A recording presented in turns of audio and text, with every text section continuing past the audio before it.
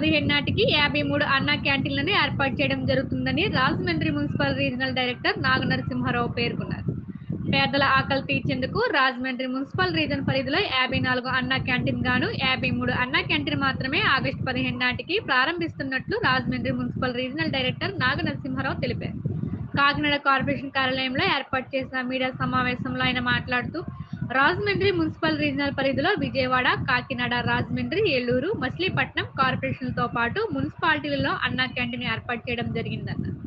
54 అన్నా క్యాంటీన్లకు గాను అమలాపురంలో అన్నా క్యాంటీన్ నూతన భవనం ఏర్పాటు చేస్తున్న నేపథ్యంలో సెప్టెంబర్లో ప్రారంభించడం జరుగుతుందన్నారు. మిగిలిన 53 అన్నా క్యాంటీన్లను ఆగస్టు 15 ప్రారంభిస్తారని ఆయన తెలిపారు.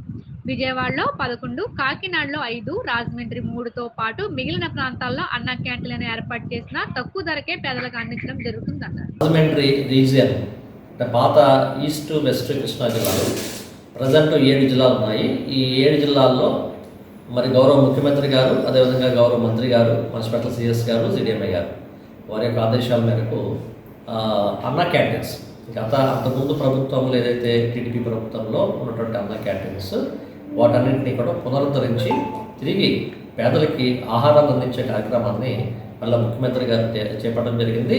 దీనికి సంబంధించి రాజమండ్రి రీజియన్లో ఈ మొత్తం 34 అర్బన్ లోకల్ బాడీస్ ఇంక్లూడింగ్ మనకి విజయవాడ, కాకినాడ, రాజమండ్రి, ఏలూరు, మచిలీపట్నం ఈ కార్పొరేషన్స్తో పాటుగా ఉన్నటువంటి మొత్తం 34 అర్బన్ లోకల్ బాడీస్లో మొత్తం 51 పాత అన్నా క్యాంటీన్స్ మళ్ళీ ఆగస్టు 15 నాటికి తిరిగి ప్రారంభించడానికి ఒక డెసిషన్ తీసుకోవడం జరిగింది. దాని మీద వాటన్నింటినీ కూడా అమౌంట్ కూడా శాంక్షన్ చేశారు.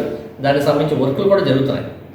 టోటల్గా 51. అదేవిధంగా 3 చోట్ల కొత్తవి అంటే అమలాపురం, జంగారెడ్డిగూడెం, గోలపురం ఈ 3 చోట్ల కొత్త వాటిని అంటే అంతకుముందు వాటిని స్టార్ట్ చేయలేదు.